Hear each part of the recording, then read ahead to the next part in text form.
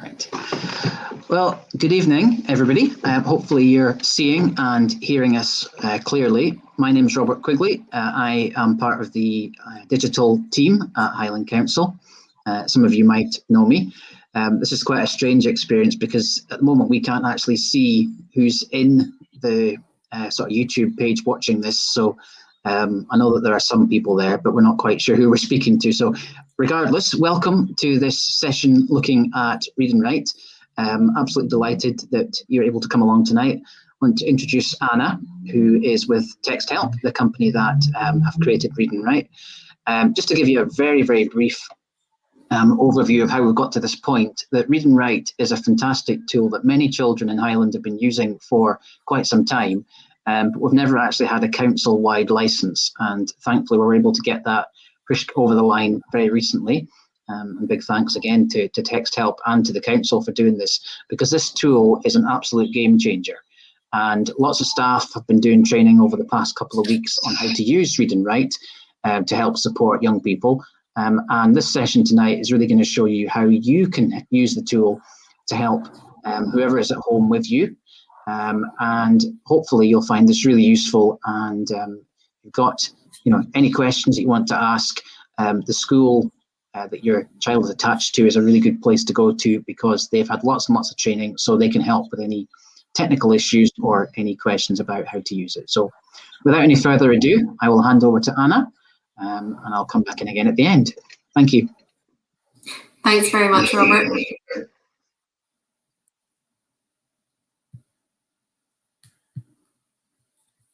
So I'll just share my screen now. Hopefully everybody can see that okay.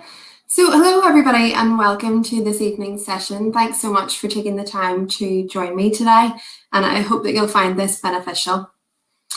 So just before we get started, I'll just introduce myself. As Robert mentioned, I'm Anna, and I'm here from the company Text Help, who provide Highland Council with the Read and Write software. You can see my our email address and phone number on the screen there, so do feel free to reach out if you have any questions at all. So Read and Write, what is it? What are we here to talk about this evening? Read and Write is a software toolbar that helps support every student within the classroom and helps them reach their full potential. It's used by millions of students worldwide on a day-to-day basis and really helps everyone within the school improve their literacy. So as I said, Read and Write is a software toolbar that all of your children now have access to in school. They can use it in school on a day-to-day basis on their Chromebooks through Google. But I'm really pleased to tell you that it is also available at home as well. So not only can it support your students when they're in school, but it also supports them when they're at home with homework and study, and of course throughout remote learning as well. So how can they get access to that? And the answer to that is with their school Google account. Once they sign into Google with that school account, their extensions will appear, and Read and Write will appear as one of those extensions which is available to them. So this is the Read and Write toolbar. You can see that there are a wide range of tools here. We've got the dictionaries, we've got the screen mask, text-to-speech, Check It, Audio Maker. We've got loads and loads of different tools, and we'll have a look at those in a bit more detail in just a moment. I'll show you how some of these tools work. But really, when you're using these tools, they can help students improve their confidence, improve their literacy standards in general through reading, writing, study, and research. And it also helps with organisation too. So I'm just going to move away from the presentation now, and I'm going to pull up a sample Google Doc that a school might be using. You can see that I have Read and Write at the top of my screen. And I have access to this because, as I said, it is a Google extension, and your student or your child will be able to sign in with their Google account. And once they've signed in, their extensions will be appearing like this at the top right-hand side of their screen. Now, Read and Write is this little purple jigsaw puzzle piece. So when they open a Google Doc, for example, it will appear as a toolbar at the top of the screen. This will allow you to use all of these fantastic support tools when you're working through Google Docs. It also works on web pages and PDFs too. So I'm going to run through some of our tools that your children might be using. So first of all, we'll start with text-to-speech. So to use this feature, all you need to do is click within the Google Doc where you want to begin reading and press the play icon. The concept of motion is described by using terms like velocity, speed, distance, and acceleration for a moving body. And I'll just press stop there. So you'll have heard the voice reading there, hopefully. Everybody could hear that coming through my laptop okay. So you can hear the voice reading, and you'll also have noticed the easy to follow dual colour highlighting, which will help your child track and process each word as it's being read aloud. You can also change the voices by clicking into the options menu.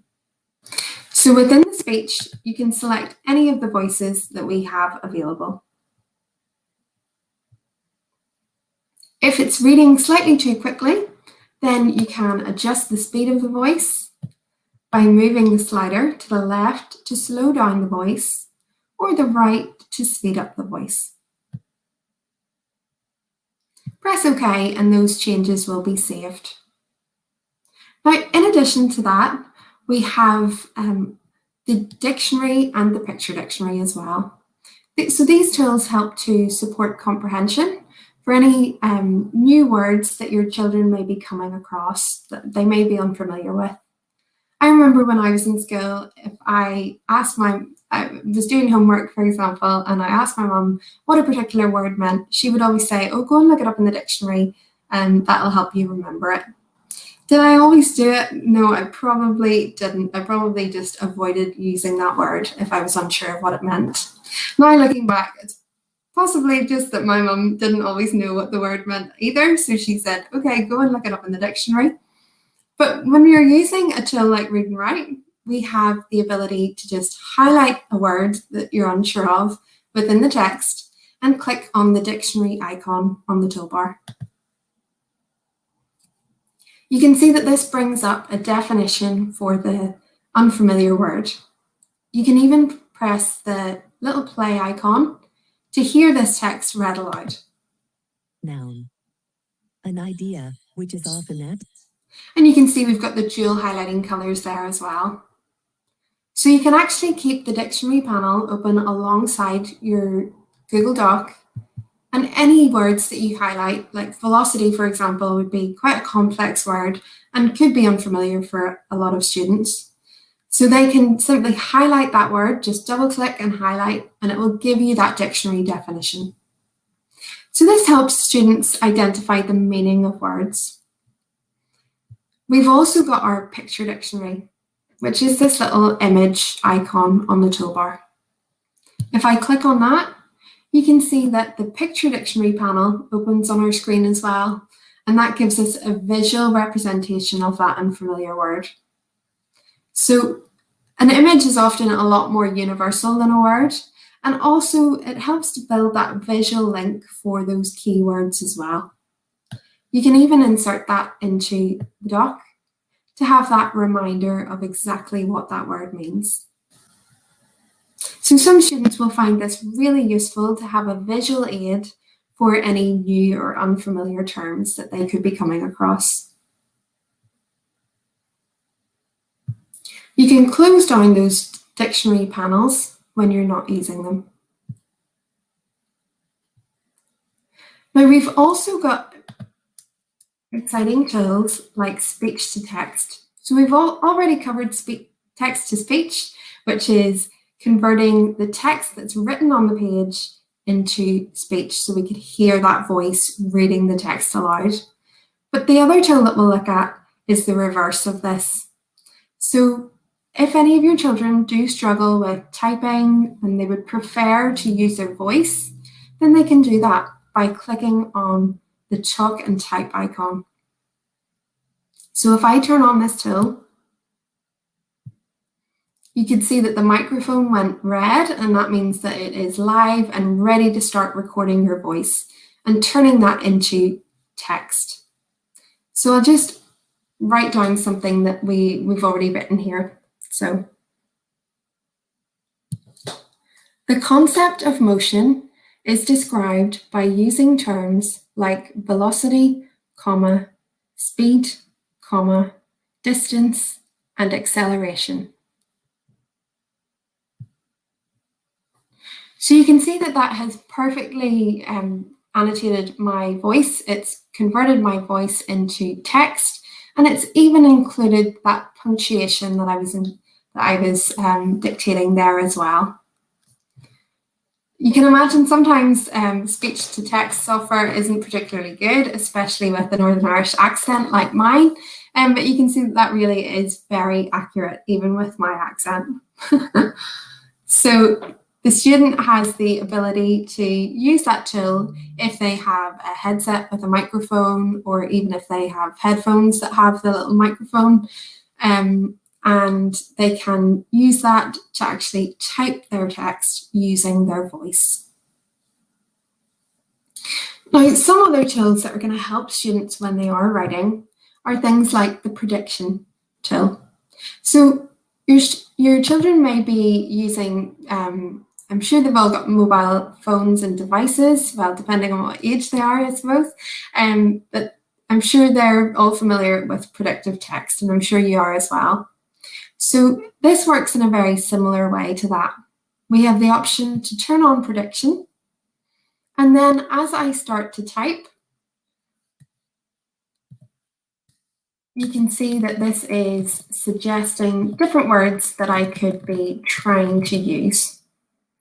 So if your child maybe struggles with their spelling, if they know how to start off a word, but maybe they struggle with spelling and are unsure of how the word ends, this is a great tool for being able to help them with their spelling, become more confident, and really start to become more adventurous with their vocabulary as well. This is going to suggest up to 10 words that they may be trying to use.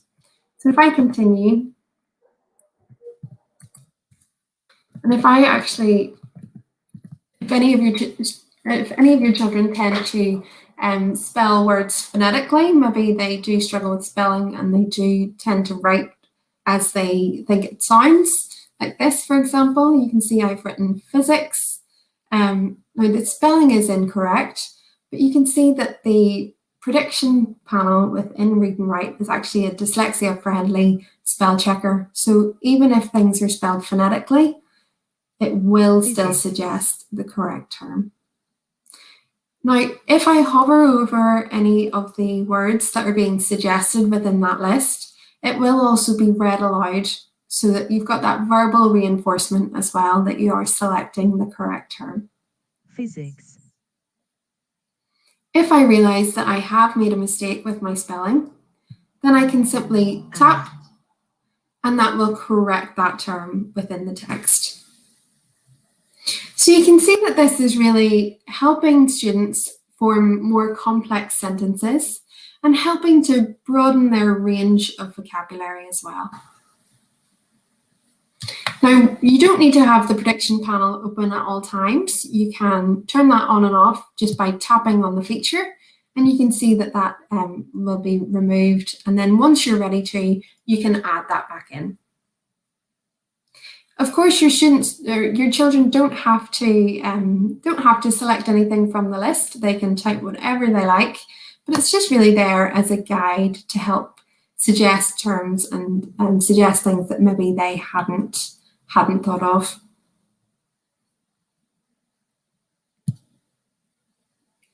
Now, if any of your children do have Mears-Irlen syndrome, or maybe they suffer with visual stress, or maybe they have an acetate sheet that they use as an overlay over their printed work.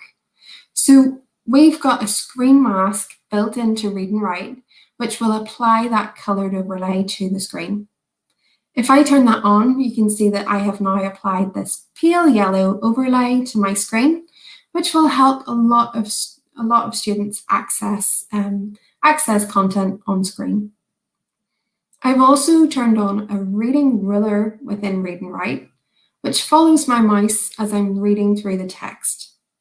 So the student can use this to underline their work as they're reading,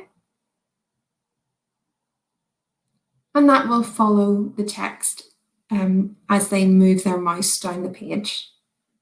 Now we can change the colour of that overlay just by tapping on the little settings menu here, this little cog, and we can change the background colour. As I said, if your child maybe does have Mears-Irlen syndrome and does have a very specific RGB number for that screen tint, they can apply this within the settings.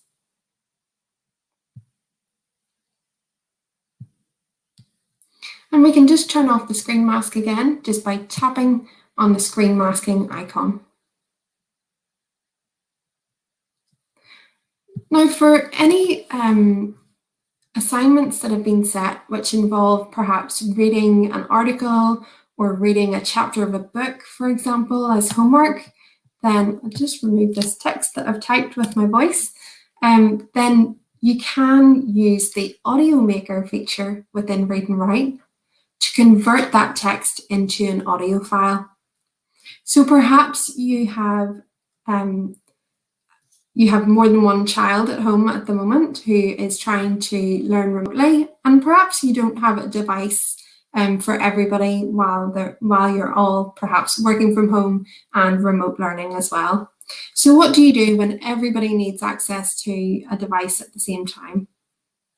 Now, if a student has been set the homework of reading a chapter of a book, for example, then a way around this is to use the audio maker. So this will actually turn this text into an audio file, which can then be transferred onto a smartphone or device so that the student could then listen to that chapter of the book or the report or whatever it may be. They can actually listen to that on their phone rather than needing access to the computer and having the play icon. So that's a great tool for that. In order to use this and in order to create that audio file, all you need to do is highlight the text that you'd like to include in that audio file, and then click on the audio maker icon on the toolbar. It's the one that looks like a little Word document with a set of headphones. If I tap on that, there's a little blue line that will load underneath. It was so quick because there's really not very much text there. You can see it's created in just a matter of seconds, and that is now an audio file. If I double click that, it opens with my default media player. Distance and type the concept. And you can see that I can have that text read aloud through the audio file. Your child would then be able to transfer that onto a smartphone or a device and listen to that on the go whenever and wherever. They can even use it to listen to their work on the bus on the way to school or on the way to an exam, for example, when the time comes that those will all be happening again. So that's a quick flavour into some of the tools on the toolbar. Now, another thing that will be great is great for your children when they are doing some study or research on a topic. They can use the web search tool. So, for example, I can just highlight a word or a phrase or anything within the text, click on the web search, and this will do a really quick and effective Google search, and it will bring up all of these results. So you can access any of these web pages. Just try and find one, or actually I'll go to, this is usually a good page. Lots of interesting articles and things. So if we go to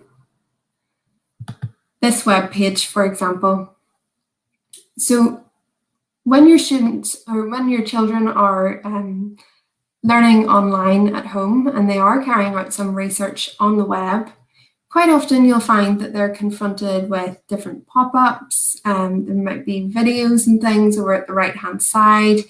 Generally, you're faced with a lot of distractions when you are online, and that's just the way it is, unfortunately. But a way around that is by using Read and Write.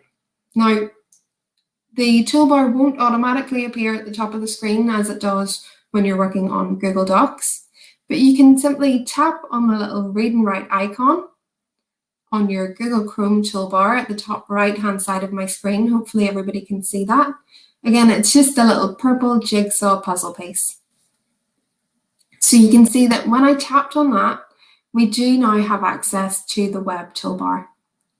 So we have access to the dictionaries, the picture dictionary. We've got text-to-speech as well, so we can listen to that article read aloud. We can create an audio file of that work as well. We can use the screen mask. We've got all of those tools that we've already looked at today. But the other tool that I just wanted to draw your attention to is Simplify. So you can simplify text on web pages to remove ads and other distractions. So you can see that that has, instead of having all of the pop-ups, the subscribe buttons, all of this distracting content that you're faced with online, this is now opened in a new tab. It's removed all of that distracting information, and it has really helped you focus on the most important content. You can even start to simplify that content as well by clicking on the little minus button. That will start to remove the less important content. And then you can start to add that back in if you need to. We've also got the option to change some of the change the appearance of this text as well. You can change the colors. So now some students will find that setup much easier to read. So if your child maybe does struggle with reading, then these are definitely things that you could try out to see if that helps. You can try the blue on yellow, yellow on blue, white on black, and you can try the screen masking as well if you find that your child does struggle to access text. We can also increase the font size as well. When you're reading things online, generally you're faced with lots of very tiny writing that it can be difficult to read. But when you use Read and Write, this transfers it all into the same size. So we've got the title, and then all of the text underneath is that same size, and we can increase that to help the student read through that more easily as well. You can even do things like change the font to an easier to read font, Open Dyslexic font, for example. And you can even increase the spacing as well. So these are all ways that can be really helpful for your children to access content, both online, on web pages and on Google Docs as well. We've even got the option to click on this Discover feature to find out a bit more about some of the content within this. So you can see that any of the underlined words, we can click on this for some more information.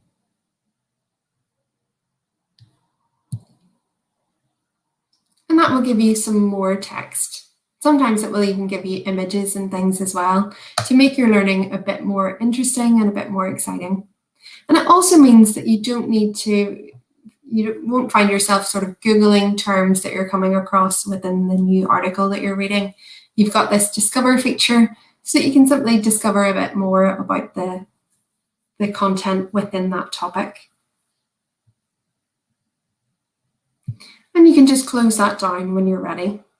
But you can see that that really made such a huge difference to being able to access the text within that article.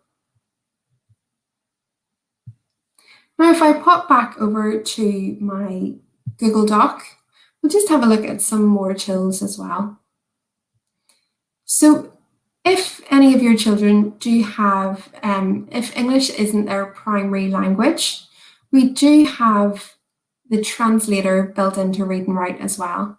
So in this case, you can tap to highlight any words and click on the translator icon. And you can see that that has translated the word. Again, you can keep this open alongside the document. And if your child is struggling to read the text within a new topic, perhaps this will be a really useful tool for them as well.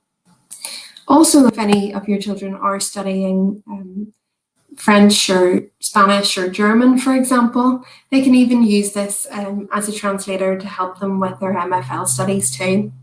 Personally, I studied French and Russian when I was in school, and I think this would have been just such a fantastic tool for me when I was at school. There's so many tools within the Read&Write toolbar that I wish that I had access to when I was at school. So your children are really lucky that they do have this resource available.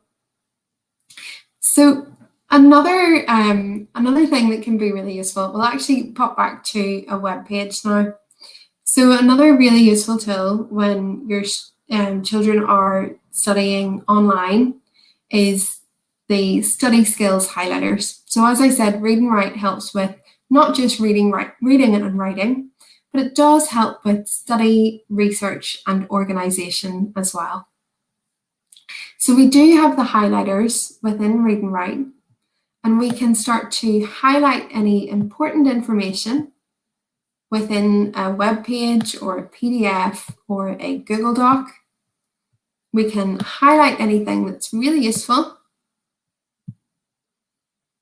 and we can collect all of those highlights. So these will all be collected in a new Google Doc,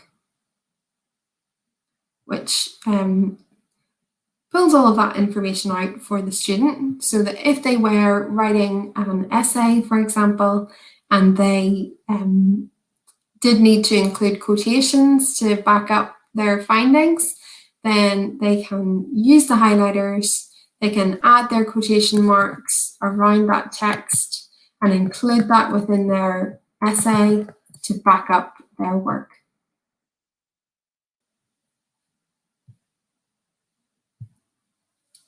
So those are some of the research tools as well. Now, another thing which your students, as I said, they may come across quite a few different terms that maybe they are unfamiliar with. And in this case, a great way of helping them learn new words when you are at home is by using the vocabulary list. So it's over here in the toolbar. It looks like a list with bullet points down the left-hand side. So all you need to do, if they are maybe struggling with 5 or 6 or 10 or however many words it may be within a new topic, then you can help them out by highlighting different words within the text that they may be struggling with. I'll just highlight a few here.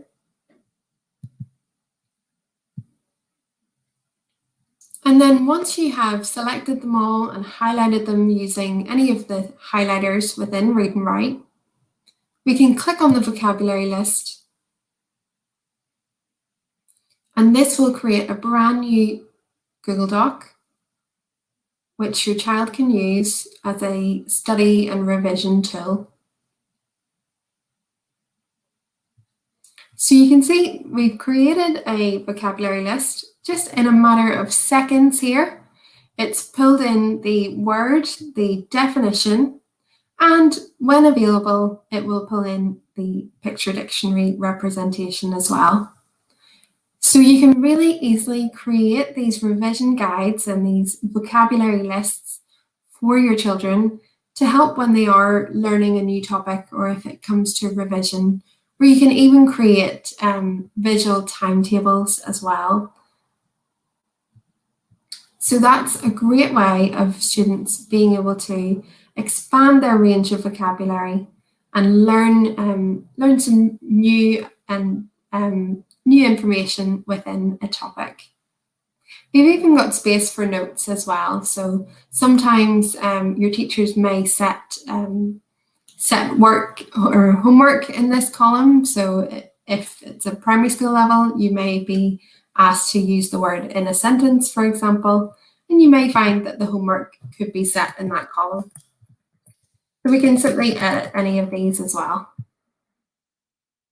But you can see how quickly that was created just like that by Read&Write, and it's now there as a resource for your child to learn all of those new words, learn that new vocabulary, and then that can really help when it comes to their writing tasks and how they can develop their writing further.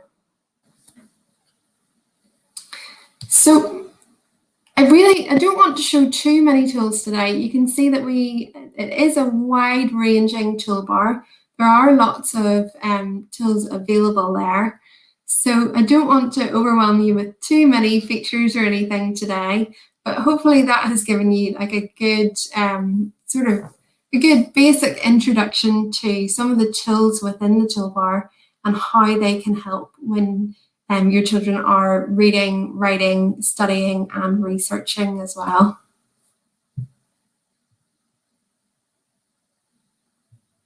So I'll pop back over to my presentation.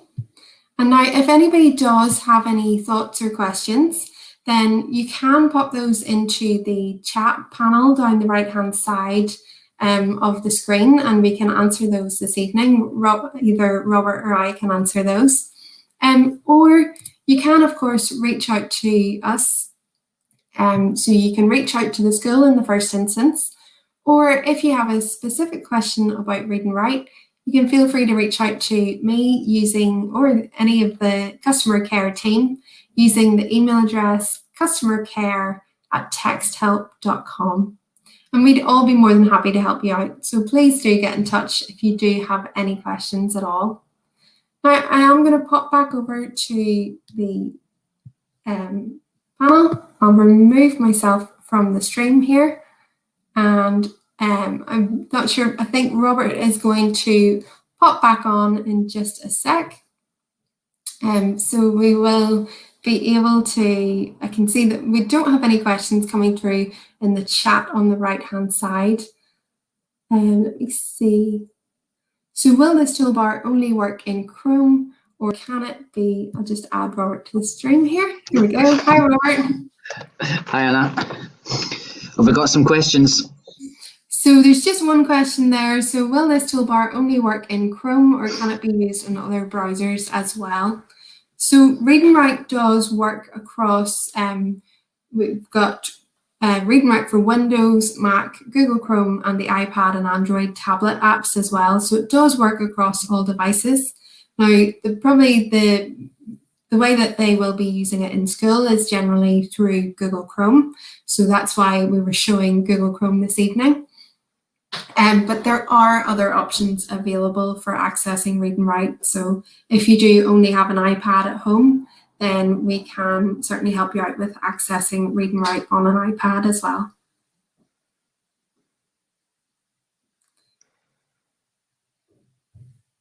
Okay, Robert, can primary age children get access to this now at home? Yep, I think I can cover the bottom three questions there. So basically, we've got a council-wide license, and Read&Write has been pushed out to all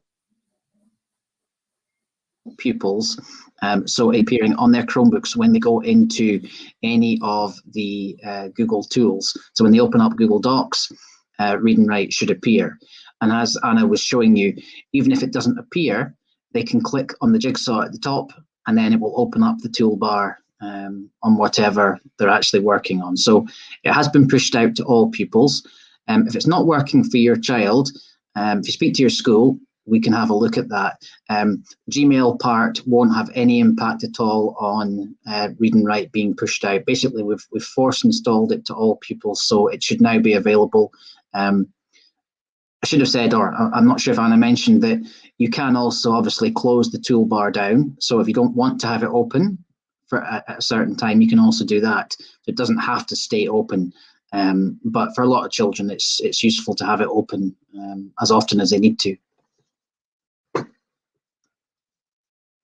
And that's primary and secondary.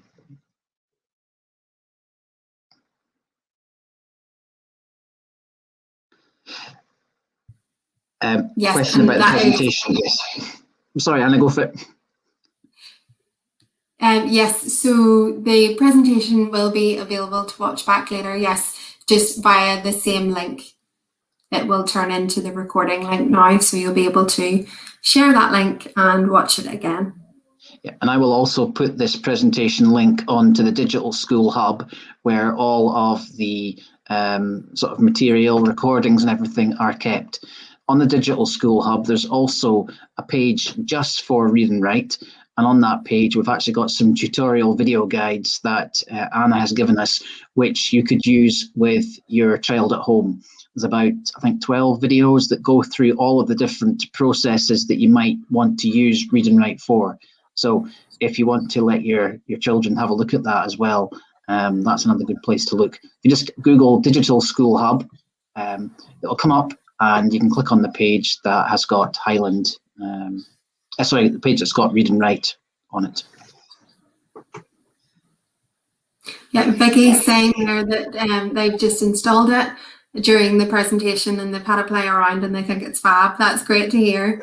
Quite often that is the case. You can watch the videos and you can listen to me talking, but definitely you'll get a really good idea when you actually start to play around with it as well. Yeah, Vicky's a friend of mine, so she was paid to say something nice. Good question there from Portree Primary. Is it up to each school or parents to show children how to use the functions? As we've been doing with training over the past couple of weeks, I would be expecting in most cases that teachers, when they're working with their children, would probably try and demonstrate the tools within Read and Write that would be applicable to themselves. So if you don't feel that is happening, just speak to your school and I'm sure that they'd be happy to include that into a session. If it's a Google Meet session, it wouldn't take very long just to show a kind of quick overview of how to use some of the main tools. What I would say as a head teacher and teacher would be that although we've seen quite a lot tonight, and obviously this is just only a small section of what you could do, I would say don't try to throw in too much at a time. Maybe it's just that you simply use the text to speech initially. Just do it slowly, get the children to use the parts that they think would be most useful. And yeah, I think just doing it step by step. Oh, thank you, Lizzie. That's a lovely thing. Yeah.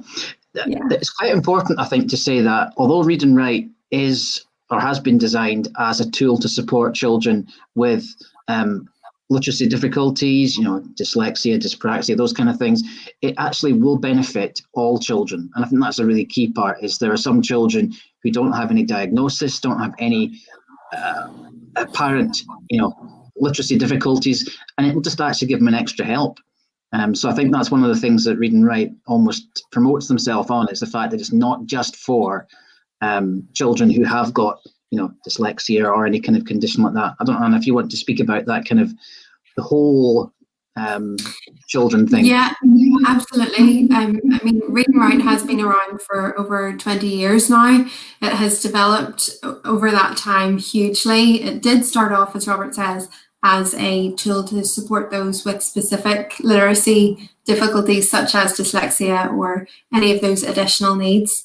But it has really developed so much, and you can see that I touched upon how it can help EAL learners, how it can help with MFL subjects, how it can help with study and research. There's just so many tools in the toolbar that really would help every student. As I said, when I was at school, I didn't have access to Read and Write, and looking back at my studies, I went on to university, and even then there's so much within the Read and Write toolbar that I think just would have been hugely beneficial and made my life so much easier when it came to studying, researching, and of course reading and writing as well. That's brilliant to hear. Yes, we absolutely, it's not just really about even supporting reading, writing, research and study. We're really helping students with their confidence, helping build their independence as well. And that's what we're trying to do. We're trying to create learners and help young people be more confident and be more independent as well and ready for later life, I suppose. Yeah, I think as Rita said, there are some schools have been using it for some time. It's been, in my position as part of my secondment, I've been desperately trying to get this across the line so that we could actually have it for all schools, because there's so much potential in it.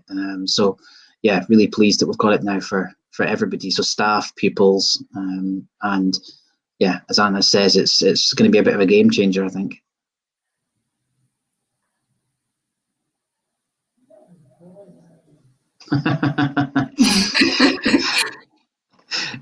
Yeah, I have contemplated that myself, Lizzie, but even if nothing else other than when you want to look at something online, to use the kind of the tool that can simplify a web page and get rid of the awful adverts and everything that sit there.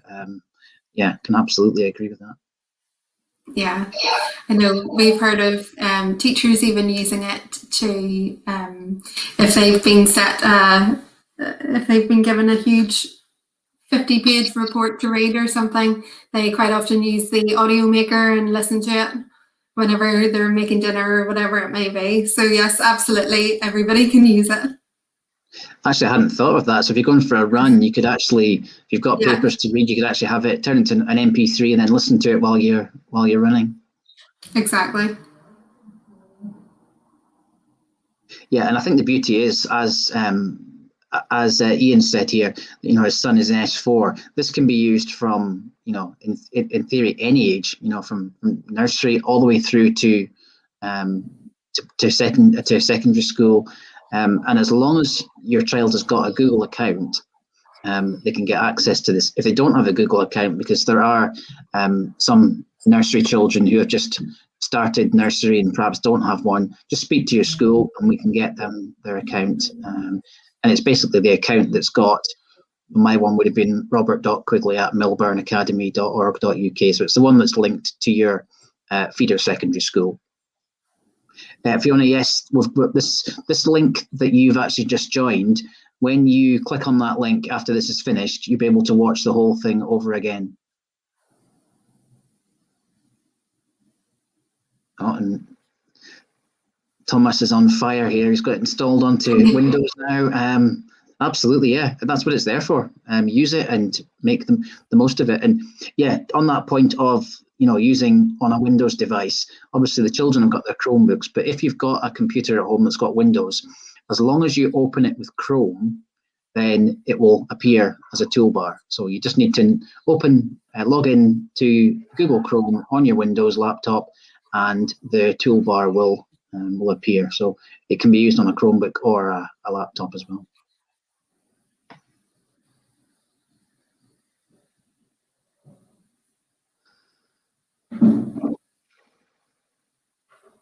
Great. Oh. Sorry, we've got a bit of an echo. I'm just reading Lauren's post. Brilliant presentation. Installed this for my son last week, and he independently wrote a story about velociraptors. Oh, fantastic. Brilliant. Yeah. Yeah, no, and a big thank you to everyone that turned out. I think I tweeted just to say that I think at one point we had 84 parents, and on one hand you might say that's not very many, but it's a Wednesday night. There's football on, people are making dinner.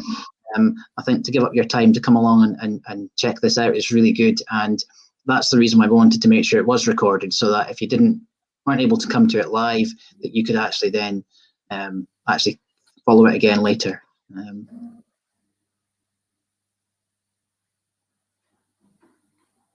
Okay, well, if there aren't any further questions, I think I'm just left to say a big thank you to Anna for giving up her. I keep saying coming out tonight, but she's not left her house. She's just gone upstairs, as I've done as well.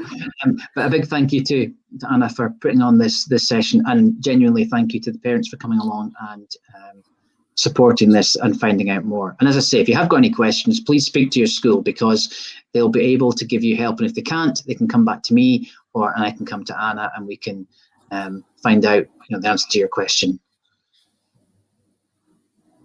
Absolutely. No, thanks very much, Robert. Happy to be here, and thanks for having me. Hope everybody found that beneficial, and I hope that you do get a chance to look at that with your children. Yeah. That's great. Thanks very much then. Thank you. Thank you.